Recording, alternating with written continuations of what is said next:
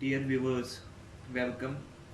Today in this lecture we are going to study about the current affairs that are happening, the current daily affairs that are happening in India. So we are going to take the current affairs session, and in this session particularly we are going to talk about the science and technology. We know in UPSC or any kind of competitive examination there is a huge margin. Most the almost 15 to 20 questions are being asked from the current affairs, so it becomes imperative for us to take these current affairs seriously, and we should prepare the current affairs accordingly. So without wasting the time, let's start our work. So in this current affairs session we are going to study about the science and technology events that are present in the news these days. So first we will talk about, first topic of this session will be bulk drug park. Bulk drug park. So the central government, if you see the government of India, that is central government, has proposed to establish 3 bulk drug parks across the country. So across the country 3 bulk drug parks will be established. So in this proposal it is being said that only 3 will be established. So now the Himachal Pradesh, it is in news because the Himachal Pradesh is saying, the state of Himachal Pradesh, they are saying to the center that establish one of the parks in their state. So this is that is why it is in news. Now we will study what the bulk drug means and what is this park and what are the features of this scheme. So if we see first bulk drug, we know India is the largest pharmaceutical industries in the world. For example, this is India, and there are so many pharmaceutical companies in India, and these pharmaceutical companies, they require certain ingredients, they require certain the compounds which become the starting material for this industry. Okay, this is a pharmaceutical industry, PI, and it needs some starting compounds or starting ingredients. These starting ingredients are called bulk drugs. These are called bulk drugs. So bulk drugs are, these are also known by another name, that is called active pharmaceutical ingredients. Active pharmaceutical ingredients. These ingredients, these are the starting material in any pharmaceutical industry. So if you see these active pharmaceutical ingredients, they provide a therapeutic effect to the drug. For example, we want to develop any drug. For example, we want to develop syrup of pain relieving drug. Okay, pain relieving, any pain relieving drug. So what we will do, we will take starting material. This starting material we will take and it will react. After so many reactions we will get a compound. So for example, we take paracetamol as the starting material. This paracetamol becomes also the bulk drug, it also becomes bulk drug. So after the starting material, it reacts, ultimately we form the syrup of the paracetamol. So it will provide a therapeutic effect to this syrup. So this paracetamol becomes our active pharmaceutical ingredient, or we can say it becomes our bulk drug. Okay, this was about the bulk drug, what is active pharmaceutical ingredients. Now see, whenever we have any active pharmaceutical ingredient, API or bulk drug, this can be used as a starting material in any pharmaceutical industry. Okay, starting material. Now after reacting this starting material, we can form either tablets of this drug starting material, or we can form the capsules, or we can form the syrup. So we need this starting material, we need this API, active pharmaceutical ingredient. Without it we cannot move forward, we cannot develop any product in case of pharmaceutical industries. So now if you see, in these situations of pandemic of coronavirus, that is in COVID-19, the import and export got halted. So import export disturbances occurred due to this pandemic, import export disturbances. So there was no import, little bit export. But if we see, the India is heavily dependent on, India is heavily dependent on other countries, on other countries for these bulk drugs, that is for these active pharmaceutical ingredients. So it is heavily dependent, especially if we see on China. But due to coronavirus, there was complete disturbance in the import of the active pharmaceutical ingredients from the China, which completely, which completely reduced the manufacturing of drugs. So there was complete disturbance in this pharmaceutical industry. And also due to the various things that are happening on the borders of India and China, that is also causing disturbance in acquiring these drugs. So this border conflict between India and China had made it difficult to get these active pharmaceutical ingredients.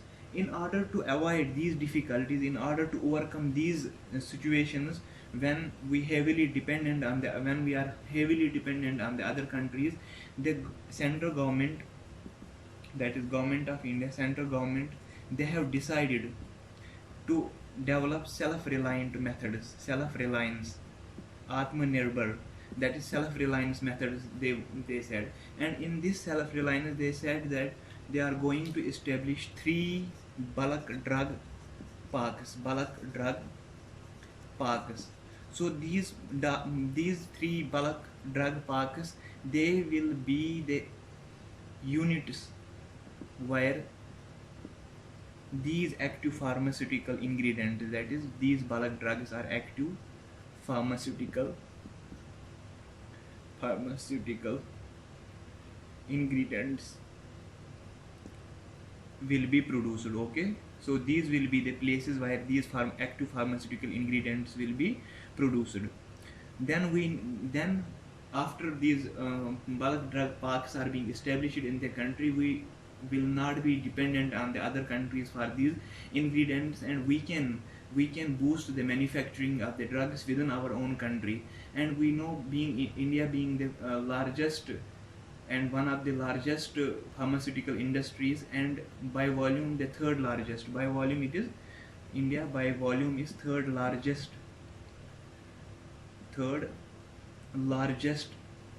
pharmaceutical industry, okay, by volume. So in order to keep ourselves self-reliant, so these 3 parks will be established. So central government has proposed. Now there remains the question, why Himachal Pradesh, they are crying that this one of the park should be established. Because if you see the funding of this scheme, funding of bulk food park scheme, okay, what will be the funding? Whenever we have center sector schemes, okay, their funding is from center and something is from the states. But if you see in this case, bulk food park, the funding will be in the ratio of 70:30 for states that are in plain states, okay, plain area states, okay. So 70% will be from central government and 30% will be from states, okay. This will be the grant in aid from the center. 70% center will invest and 30% will be, it has to be provided by states. And this fund will be utilized for infrastructure development. ये fund किस लिए इस्तेमाल करेंगे? Infrastructure development के लिए. But this was about plains.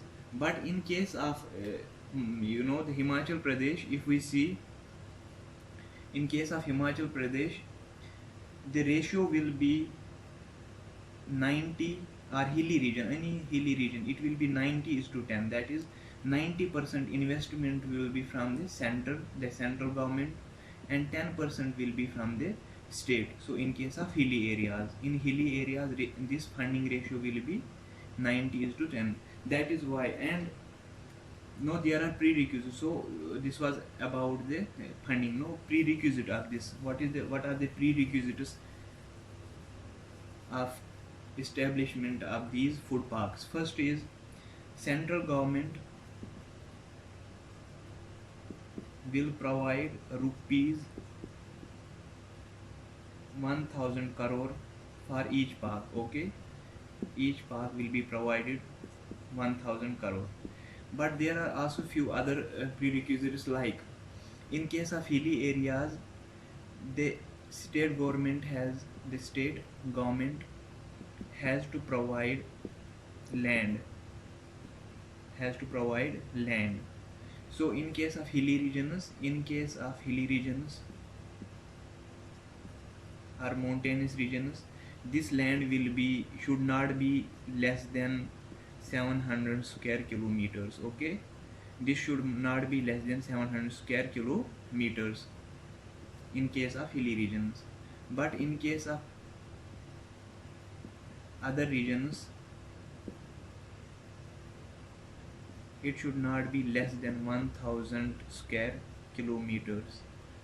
Okay, 1000 square kilometers, that is acres. It should not be less than 700 acres, and it should not be less than 1000 acres. So if these prerequisites are met, then these food parks will be established. Okay, now what are the features of these food parks? What will be the feature of these food parks? First feature we have to keep in mind, features of bulk drug parks. These are not food parks, but bulk drug parks. First and foremost thing, that is the best feature of this scheme, is that only 3 parks will be established. 3 parks only. Okay, so there will be not more than 3. And the grant in ratio we saw 70 is to 30 in case of plain areas, and 90 is to 10 in case of hilly regions. Okay, hilly areas or hilly region, means 90% grant from center and 10% state. In case of plain regions, it is 70 from center and 30 from states. In the same way, this center will provide maximum of 1000. So maximum of 1000 rupees, 1000 crore rupees provided by center. Okay, it will be the maximum. The status can only propose one site. Status can propose only one site. Okay, only one site has to be proposed by the status. Then we have, these are the features of this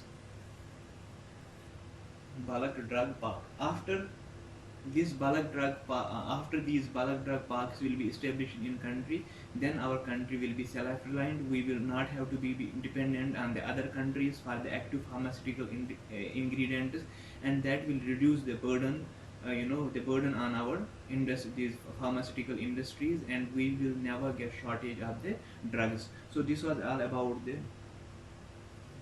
bulk drug park.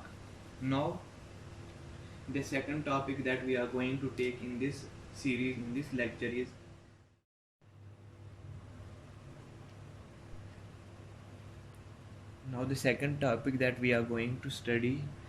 in this lecture is deep sea mission. So this is the second topic of this lecture, deep sea mission. So what is deep sea mission? That is DSM. Deep sea mission is a mission which will be used to explore seabed for polymetallic nodules. Polymetallic nodules.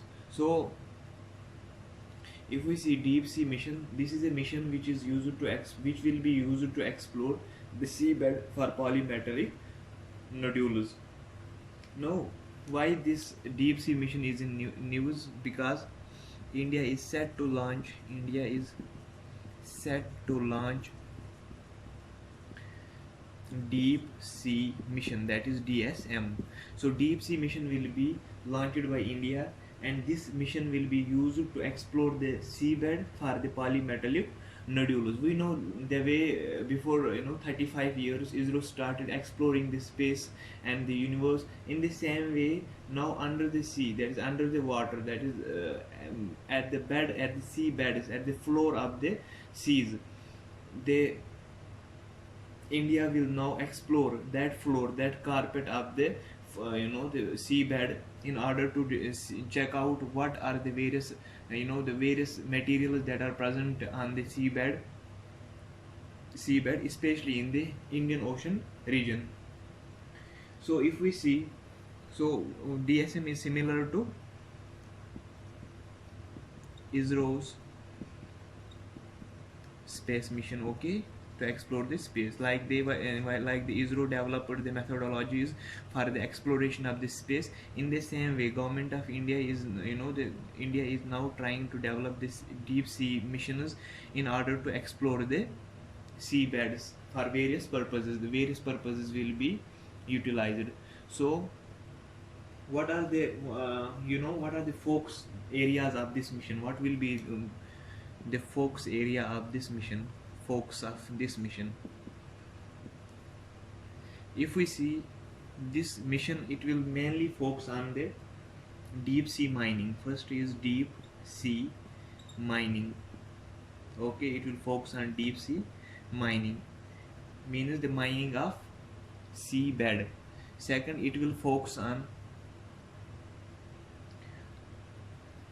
ocean climate change, because it is associated with the ocean. So ocean climate change advisory services will be provided by this deep sea mission. Ocean climate change advisory services will be provided by this deep sea mission. And the third, and there are so many things associated with, and underwater vehicles will be developed. So underwater vehicles will be developed, okay, will be developed. Underwater vehicles will be developed in this mission. In the same way, if we see another focus area of this mission, that is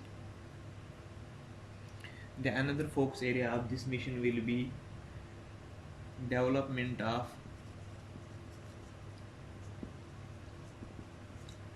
robotics related technologies in order to reduce the man force involved. So robotics related technology will be developed that will help in exploration of the seabeds properly, in order to determine, in order to find out the polymetallic nodules. Now at the end of this topic, I will give a brief idea about the polymetallic nodules. First, let us see the significance of this mission. What is the significance? What are the advantages of this mission? Significance. If you see the significance area of this, first, it will boost exploration of India's vast India's vast exclusively economic zones and continental shelf. Okay, so what are these economic zones and continental shelves? Every country, we know there is a, for example, this is a sea, okay, and this is the territory of, this is some country, and it is a sea or ocean here, and here we have another country, okay. This country A and B, this country will have certain area on which it can execute its control. So the area under the control of country is called economically exclusive zones, EEZs. Means in these areas that country can do the economic activities in the sea. In the same way, the B country will have also its own area where it can carry out its economic activities, that become the economic exclusive zone of that country. So in Indian Ocean, if we see this is, for example, this is the India, and there is Indian Ocean from here, okay, this is Indian Ocean.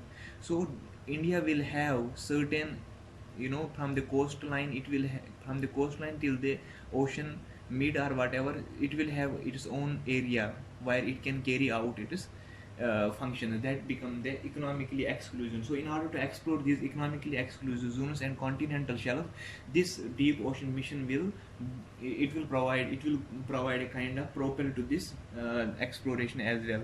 Second thing that this deep sea mission will help in is the exploitation of resources. So exploitation of resources, in this region, that is the Indian Central Indian Ocean region, Central Indian Ocean basin, okay, our region, that is Central, CIOB. This is called Central Indian Ocean basin. And now, how much area is under the Central in India? How much area has been given to CIOB, that is Central Indian Ocean? India has been provided with a area of the 75,000 square kilometers. So this is the area which comes under the Central Indian Ocean Bureau, meaning this is the area in which India can execute its control. Okay, India can carry out her economic activities in this region. So this land, or this Central India Ocean region, this land or this area is being given by United Nations International Seabed Authority. Remember this term because it is very important and it is asked in the examination. Which body is responsible? So United Nations International Seabed Authority, Seabed Authority is responsible for giving this much of area to the India. So United Nations International Seabed Authority provide 75,000 square kilometers of this Indian Ocean region, Central Indian Ocean region, as CIOB to India, okay, to carry out its exclusive economic activities. So this was all about the deep ocean mission. Now we will see in this deep ocean mission there is a concept of polymetallic nodules. Okay, we will try to know what the polymetallic nodules are. Polymetallic nodules. Okay, polymetallic nodules. We see, for example, this is the upper surface of water. Okay, and let us assume that this is the seabed. Okay, this is the seabed. Here it is the seabed. On this seabed, if we see, there are so many materials, but there are also small or big potato shaped pores, like these structures, clusters are there present. Okay, potato shaped clusters are present, but they are also pores. So they have pores. These clusters have pores. So these clusters, they are rich, they are present in this is the seabed or sea floor, we can say seabed, and this is sea surface. Okay, sea surface and seabed. And seabed, there are so many potato shaped structures or clusters. These are called nodules. Since these nodules, these are rich in various metals, like there is presence of copper, there is presence of nickel, there is platinum, vanadium, titanium. There are also other metals like manganese, iron. So these are rich in these metals. That is why these are known as polymetallic nodules. So polymetallic nodules, usually they are potato shaped. So polymetallic nodules are potato shaped porous cluster structures. Porous clusters, okay, are structures present on seabed, okay, seabed पे ये मौजूद होते हैं, sea floor पे, and they contain, these nodules contain metals, various metals, okay, various metals. And composition, we saw what is the composition of what are the various metals present, like there is iron Fe, there is manganese Mg, there is Mn, sorry, it is manganese, not magnesium, there is cobalt, there is nickel, there is lead Pb, there is molybdenum Mb, there is titanium, vanadium, and also cadmium, okay, cadmium. So but if you see, out of these metals, three main, the economically and strategically important metals are nickel, okay, there is also cobalt, and there is copper. Where is copper? So COPP of copper. So these three metals are economically and strategically important. This was all about the deep sea mission, and deep sea mission will help us in exploration of these important metals in the ocean bed. So it will be a great, it will be a great source of these metals for India, and India can move on technologically and strategically as well. Now the another thing that we are going to study is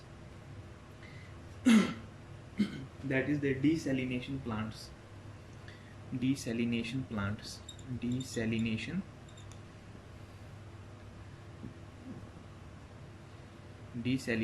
plants. Desalination plants. So what are these desalination plants?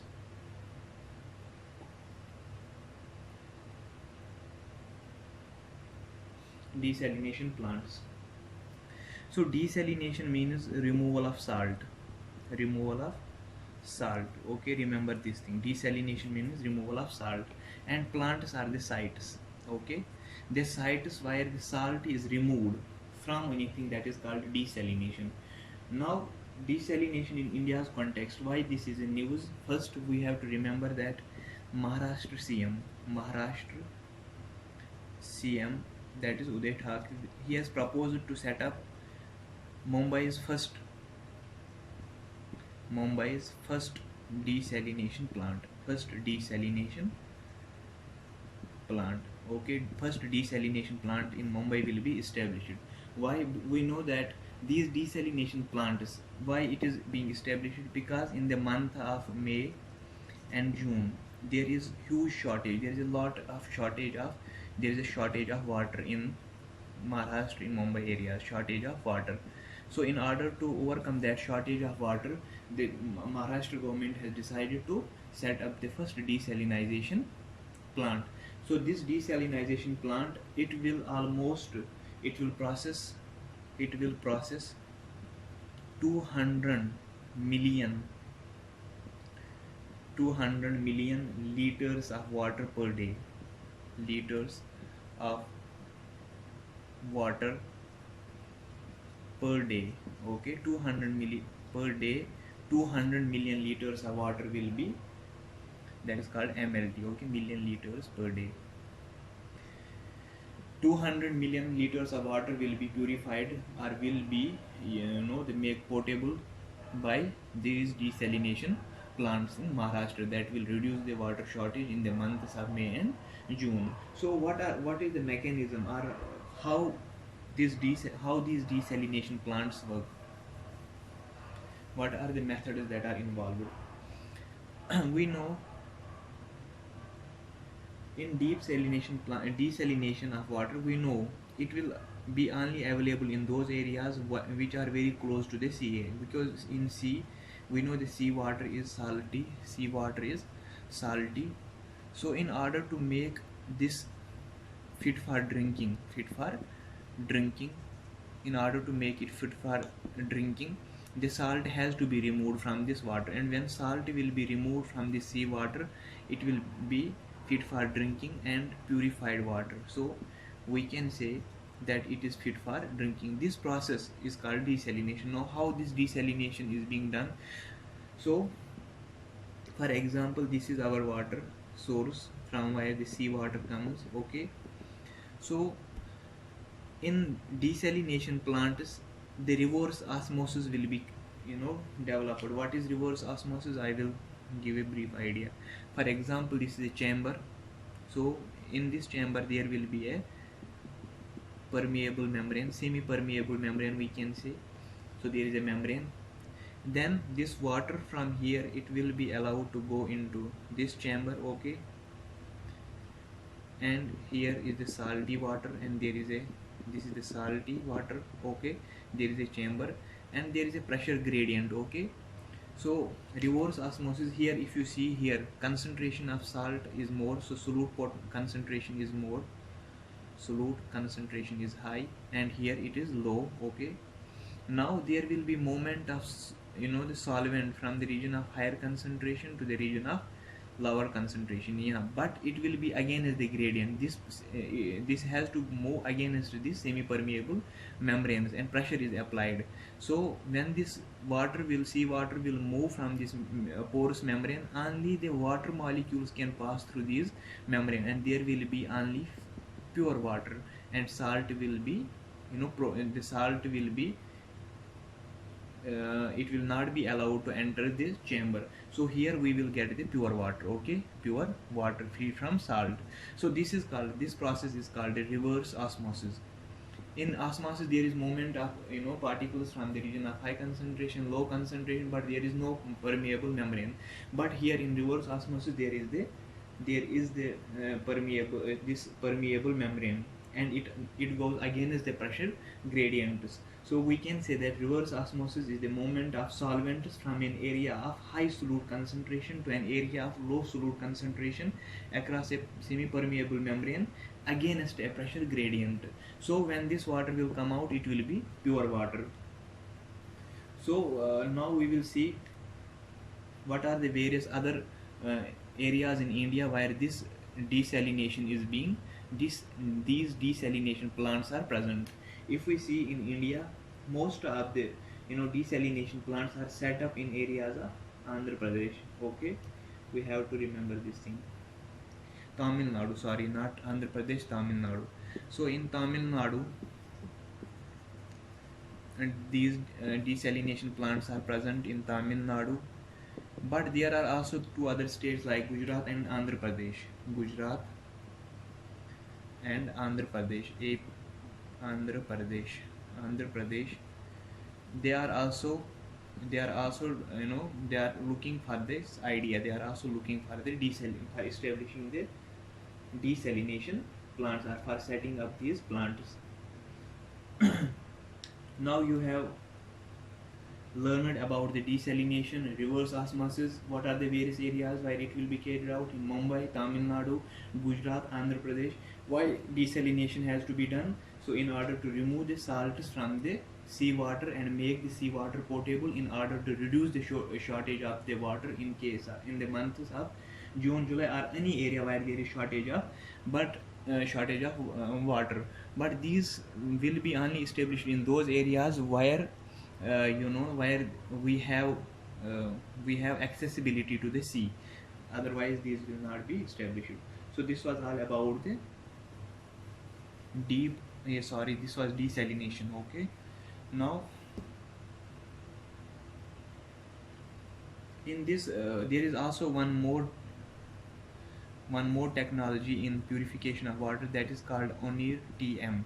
So ONIR TM is a technology which will be used to purify the water. Okay, purify water. This O in this ONIR TM it represents singlet oxygen. So if you see particularly, this singlet oxygen is the mechanism by which this water is purified. So ONIR TM is a technology to purify the water. Remember this term. So this will, and what are the benefits of this ONIR TM technology? First benefit is that it will make the pure water so affordable that only for rupees 2 we will get 1 liter of water. if you see today, we get for 20 rupees we get 1 liter. And this after this only TM technology, 1 liter will be provided for rupees 2. Why? Because it is solar powered. So solar powered, it will be cheap, it will will be inexpensive. And MS Bluebird technology, MS Bluebird, they will commercially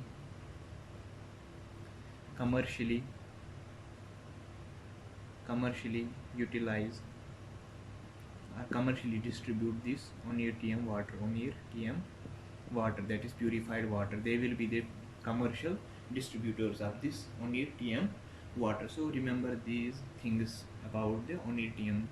This came into my mind in between, so I completed it here. Now we have another that is called